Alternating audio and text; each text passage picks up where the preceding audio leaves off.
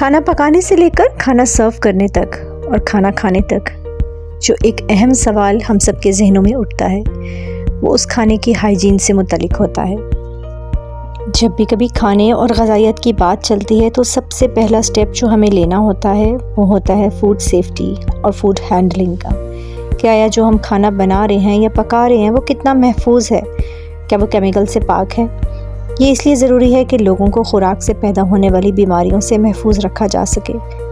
ایک اندازے کے مطابق کیمیکلز کی وجہ سے بننے والے غیر محفوظ کھانے 200 سے زیادہ بیماریوں کا باعث بنتے ہیں، جن میں اسہال سے لے کر کینسر تک شامل ہیں۔ اب بات کرتے ہیں ان طریقہ کار کی جن کو بروئے کار لا کر ہم آلودگی اور خوراک سے پیدا ہونے والی بیماریوں کو روک سکتے ہیں۔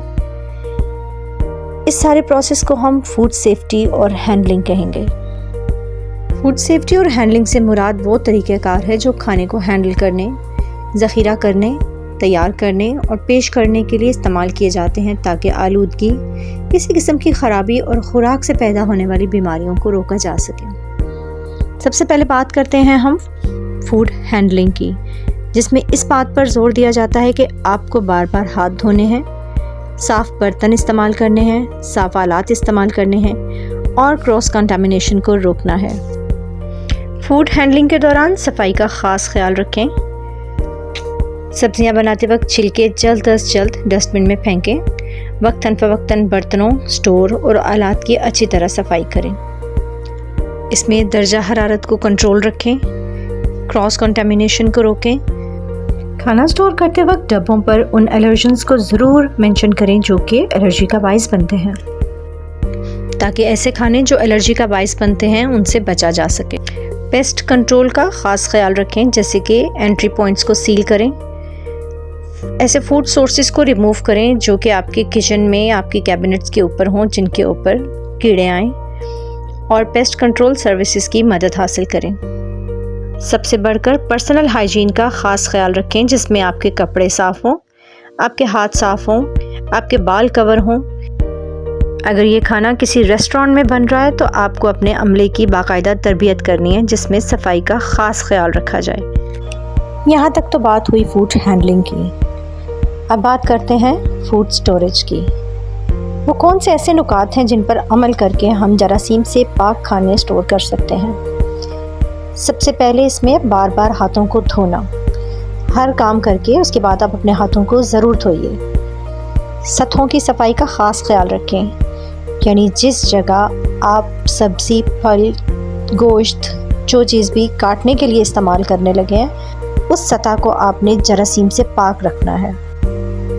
کچے اور تیار کھانوں کو الگ الگ رکھیے، دونوں کو ایک ساتھ ایک جگہ پر مت رکھیے۔ جیسے کہ کچا گوشت، آپ اور ہم جانتے ہیں کہ جب تک گوشت کچا ہے اس میں جراثیم ضرور موجود ہوں گے۔ جب تک وہ ایک خاص ٹیمپریچر پر نہیں پکے گا وہ بیکٹیریا سے پاک نہیں ہوگا، اور یہی بیکٹیریا جو ہیں وہ پکے ہوئے کھانے کو بھی خراب کر سکتے ہیں۔ کھانے کو ایک مخصوص درجہ حرارت پر پکائیں، جیسے پکانے کے لیے 165 ڈگری فارنہائٹ پر کھانا پکایا جائے۔ اسی طرح کھانے کو ایک مخصوص درجہ حرارت پر سٹور کرنا بھی ضروری ہے۔ کھانے کو دوبارہ ری ہیٹ کرنا ہو تو اسے 145 ڈگری فارنہائٹ تک، یعنی کہ 62 ڈگری سینٹی گریڈ تک آپ اسے گرم کر سکتے ہیں، اور اس سے -40 ڈگری فارنہائٹ تک آپ ٹھنڈا کر کے سٹور کر سکتے ہیں۔ کھانا سٹور کرنے کے لیے ایئر ٹائٹ کنٹینرز کا استعمال کیا جائے۔ اس کے علاوہ ان پر لیبل لگایا جائے، ان پر تاریخیں مینشن کی جائیں، اور جو کھانے الرجی کا باعث بن سکتے ہیں، ان میں جو الرجنز شامل ہو سکتے ہیں، ان کو بھی باقاعدہ مینشن کیا جائے۔ کھانا پکاتے اور محفوظ کرتے وقت مخصوص درجہ حرارت کا خیال رکھنا اس لیے ضروری ہے کہ ہماری غذا میں سے غذائیت ضائع نہ ہو۔ جن کھانوں کے خراب ہونے کا خدشہ ہو انہیں فوراً ٹھنڈی جگہ پر رکھنا چاہیے، اور درجہ حرارت کا خیال رکھنے کے لیے ہمیں تھرمامیٹر کا استعمال کرنا چاہیے۔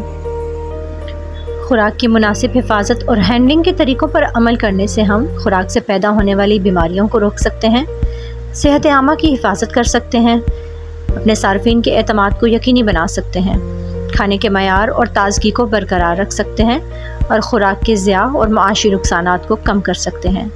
یاد رکھیں، کھانے کی حفاظت ہر ایک کی ذمہ داری ہے۔ شکریہ۔